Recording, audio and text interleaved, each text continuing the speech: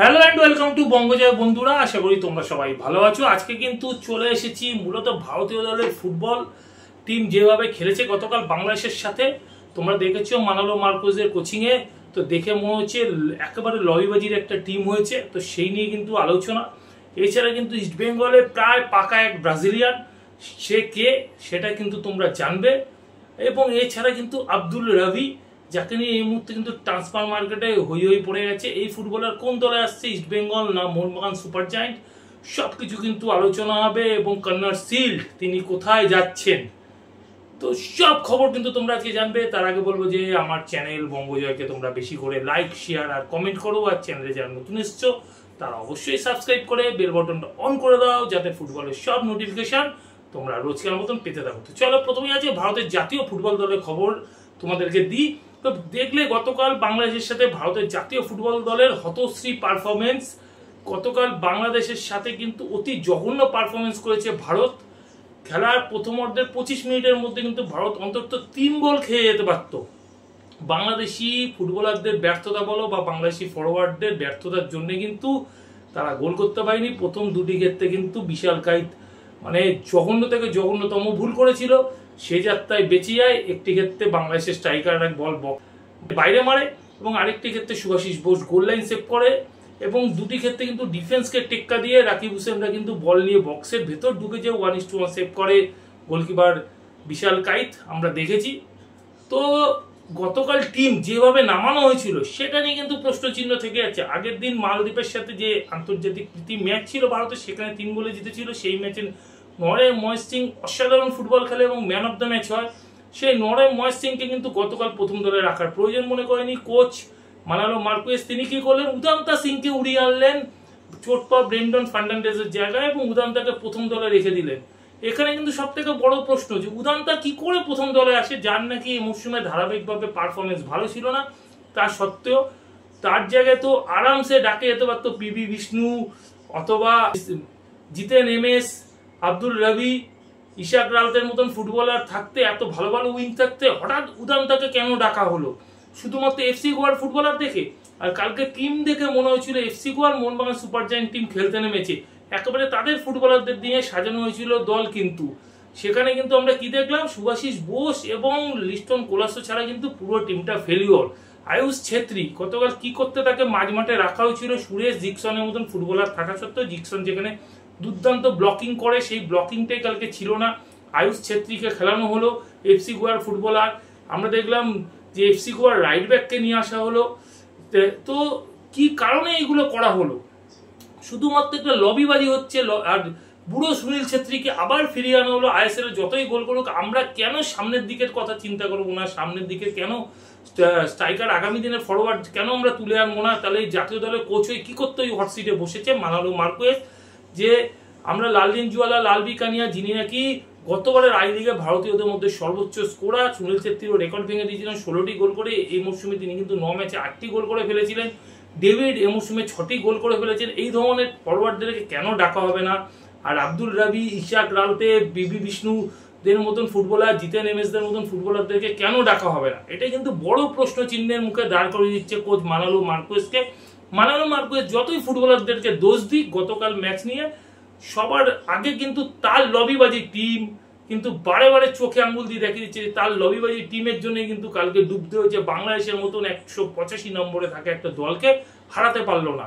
তো এই ধরনের দলকে যখন হারাতে না পারে, তাহলে কি করতে ভারতের জাতীয় দলের জন্য বিদেশি কোচ বা আইএসএল এ যে প্রতিটি টিমে স্পেনের কোচ, ইউরোপ থেকে কোচ, এইসব কোচকে কি করতে আনা হচ্ছে, সেটা কিন্তু বড় প্রশ্ন চিহ্নের মুখে কিন্তু দাঁড় করিয়ে দিচ্ছে। ভারতীয় ফুটবলের কিন্তু অধঃপতনের দিকে নিয়ে যাচ্ছে এই বিদেশি কোচেরা, যারা নিজেদের পকেট গরম করছে কিন্তু কোনো ভালো ভারতীয় ফুটবলার তুলে আনতে পারছে না, যারা নাকি সিরিয়া বা ইয়েমেন, জর্ডনদের সাথে লড়াই করতে পারছে না, আজকে বাংলাদেশের সাথে ড্র করছে। তো আমি এই ধরনের বিদেশি কোচ রেখে কি করবো? এর থেকে আমাদের সঞ্জয় সেনদের মধ্যে দেশের কোচদেরকে কেন সুযোগ দেওয়া হবে না? এটা কিন্তু প্রশ্ন চিহ্নের মুখে কিন্তু ঠেলে দিচ্ছে ভারতীয় ফুটবল ফেডারেশনকে। আর গতকালের গ্রাউন্ড ওরকম একটা জঘন্য অ্যাস্ট্রোটাফ গ্রাউন্ড, যেখানে আমরা দেখেছি বারবার ভারতীয় ফুটবলারদেরকে হোঁচট খেয়ে পড়ে যেতে। নিম্নমানের ওরকম অ্যাস্ট্রোটাফ গ্রাউন্ডে একটা এরকম আন্তর্জাতিক ম্যাচ, যেখানে ইম্পর্টেন্ট একটা আন্তর্জাতিক ম্যাচ, কিন্তু খারাপ লাগবে। কিন্তু এটাই সত্যি যে ভারতীয় ফুটবল ফেডারেশনে কিন্তু পুরো বলা যায় ওপর থেকে নিচতলা অব্দি কিন্তু করাপ্টেড হয়ে গেছে, যা দেখে বোঝা যাচ্ছে যে এই ধরনের কোচেদেরকে আনা হচ্ছে। এই ধরনের কোচেরা ভারতীয় ফুটবলকে তো 1 ইঞ্চি এগাতে নিয়ে যেতে পারছে না। স্টিফেন কনস্ট্যান্টাইন ছাড়া কিন্তু কোনো কোচ, ভারতীয় কোনো কোচ 1 ইঞ্চি এগিয়ে নিয়ে যেতে পারেনি ভারতীয় ফুটবলকে। তো স্টিফেন কনস্ট্যান্টাইনকে ওই সময় ছেড়ে দেওয়া হয়েছিল যখন নাকি ভারতের র্যাঙ্কিং 96 নিয়ে গেছিল। এশিয়া কাপে 2019-এ থাইল্যান্ডকে হারিয়েছিল, অল্পের জন্য পরের রাউন্ডে যেতে পারেনি। সেরকম সাফল্য পাওয়া কোচকে কি কারণে হাঁটিয়ে দেওয়া হলো, যিনি একাধিক ভারতীয় ফুটবলার তুলে এনেছিলেন? কেননা সেই সময় সুনীল ছেত্রীর সাথে তার একটা ব্যক্তিগত আক্রোশ হয়েছিল বা ঝামেলা হয়েছিল। সুনীল ছেত্রী তাকে পছন্দ করছিলেন না, সেই কারণে কিন্তু তাকে সরিয়ে দেওয়া হয়েছিল ভারতীয় দলের কোচ থেকে। আজকে যদি ফুটবলাররাই যদি জাতীয় দল চালায় তাহলে তো জাতীয় দলের অবস্থা এইভাবেই হবে। লবিবাজি টিম চলছে, সেটা আমরা দেখলাম। 3টে দল নিয়ে টিম করা হয়েছিল গতকাল, যে 3টে দল ছিল Mohun Bagan super giant, FC Goa এবং বেঙ্গালুরু এফসি ফুটবলারদেরকে। এলেক্স সাজি কেন জাতীয় দলে ডাক পাবে না? এলেক্স সাজির মতন ফুটবলার জাতীয় দলে নেই, জিতেন এমএসের মতন ফুটবলার জাতীয় দলে নেই, ইশাক রাউতের মতন ফুটবলার জাতীয় দলে নেই। এরা কি জাতীয় দলে খেলার যোগ্য নয়? এটা কিন্তু বারে বারে কিন্তু চোখে আঙ্গুল দিয়ে দেখিয়ে দিচ্ছে ভারতীয় ফুটবলের লবিবাজি, ভারতীয় ফুটবলের ভগ্নপ্রায় দশা। আসি একটু ট্রান্সফার আপডেটের খবরে। আর ওয়েন কোয়েল তিনি কিন্তু আরো একটা বছর চেন্নাইন এফসির সাথে কিন্তু কন্টিনিউ করবে এবং আরো একটি মরশুম কিন্তু কোচ হিসেবে থেকে যাচ্ছেন চেন্নাইন এফসিতে। আর সেই কারণে কিন্তু ওয়েন কোয়েলের পছন্দের ফুটবলার কর্নার সিল্ডকে কিন্তু আমরা একটা মরশুম আরো দেখবো চেন্নাইন এফসির সাথে কিন্তু কন্টিনিউ করতে। কর্নার সিল্ড কিন্তু আরো একটা মরশুম থেকে গেলেন, যাকে নিয়ে অনেক জল্পনা হয়েছিল। আমি আগেই বলেছিলাম যে ইস্টবেঙ্গল কিন্তু তার সাথে কোনো কথা বলেনি। আমার আগের ভিডিওগুলো যদি তোমরা দেখে থাকো সেখানে কিন্তু দেখবে যে আমি বলেছিলাম কর্নার সিল্ড কিন্তু ইস্টবেঙ্গলের সাথে কোনো কথা বলেনি। এটা একটা রটনা চলছে, আর ঠিক তাই বেরিয়ে আসছে কিন্তু কর্নার সিল্ড কিন্তু আরো একটা মরশুম চেন্নাইয়ের সাথে কন্টিনিউ করছে। অন্যদিকে মোহনবাগানে কি গ্রেগ স্টুয়ার্ট থাকছে? এটা একটা বড় প্রশ্ন। গ্রেগ স্টুয়ার্ট কিন্তু মোহনবাগানে থাকছে না। মোহনবাগান কিন্তু গ্রেগ স্টুয়ার্টের জায়গায় একজন হাই প্রোফাইল ফুটবলার খুঁজছে। এখনো পর্যন্ত কোনো কিন্তু ঠিক হয়নি, কিন্তু কোনো এক হাই প্রোফাইল ফুটবলার কিন্তু মোহনবাগান সুপার জায়ান্ট গ্রেগ স্টুয়ার্টের জায়গায় নিয়ে আসবে। কিন্তু আব্দুল রবির খবরে, আব্দুল রবিকে নিয়ে কিন্তু টানাপোড়েন শুরু হয়েছে দুই প্রধানের মধ্যে, ইস্টবেঙ্গল এবং মোহনবাগান সুপার জায়ান্ট। তবে যা শোনা যাচ্ছে আব্দুল রবির কিন্তু ইস্টবেঙ্গলে আসার সম্ভাবনা যথেষ্ট ভালো এবং যথেষ্ট বেশি। কেননা আব্দুল রবি যদি মোহনবাগান সুপার জায়ান্টে যায় সেক্ষেত্রে কিন্তু মোহনবাগান সুপার জায়ান্টে প্রথম দলে সুযোগ পাওয়ার সম্ভাবনা তার কিন্তু কম। কেননা মোহনবাগান সুপার জায়ান্টে দুজন ভালো উইঙ্গার আছে, রিস্টন কোলাসো এবং মনবীর সিং। তো এই দুজনকে টপকে প্রথম দলে আসাটা যথেষ্ট কঠিন ব্যাপার। এছাড়া যদি সাইড ব্যাকও বলো তাহলে কিন্তু শুভাশিস বোস আছে, শুভাশিস বোসকে কিন্তু টপকে আসাটা এই মুহূর্তে প্রায় ইম্পসিবলই বলা যায়। এবং দীপেন্দু বিশ্বাস এই মুহূর্তে কিন্তু ফার্স্ট চয়েস হয়ে দাঁড়িয়েছে মোহনবাগান সুপার জায়ান্টে আশিস রায়কে বসিয়ে। সেক্ষেত্রে আব্দুল রবি খেলবে কোন জায়গায়? তো যেভাবে আব্দুল রবির সাথে ইস্টবেঙ্গল কিন্তু কথাবার্তা চালাচ্ছে তাতে কিন্তু ইস্টবেঙ্গল আসার সম্ভাবনা যথেষ্ট বেশি আব্দুল রবির, এটুকু কিন্তু বলা যেতে পারে। তো যতক্ষণ না তার সই হচ্ছে ততক্ষণ কিন্তু ফাইনাল কিছুই হচ্ছে না। তো সেই জন্যে আগে সই হোক, তারপরে কিন্তু জানা যাবে যে আব্দুল রবি ইস্টবেঙ্গলে আসছে কিনা। তবে এইটুকু বলতে ইস্টবেঙ্গলের সাথে তার এই মুহূর্তে কথাবার্তা কিন্তু যথেষ্ট ফলপ্রসূ হয়েছে। আর অন্যদিকে কিন্তু ইস্টবেঙ্গলে আসতে পারে বা ইস্টবেঙ্গলে আসার সম্ভাবনা কিন্তু যথেষ্ট প্রবল। হ্যাঁ, এটা বললাম যথেষ্ট প্রবল। তিনি হলেন বসুন্ধরা কিংসের মিডফিল্ডার মিগুয়েল ফেরেরা কিন্তু এই মুহূর্তে বসুন্ধরা কিংসের হয়ে 48 ম্যাচে 32টি গোল করেছে।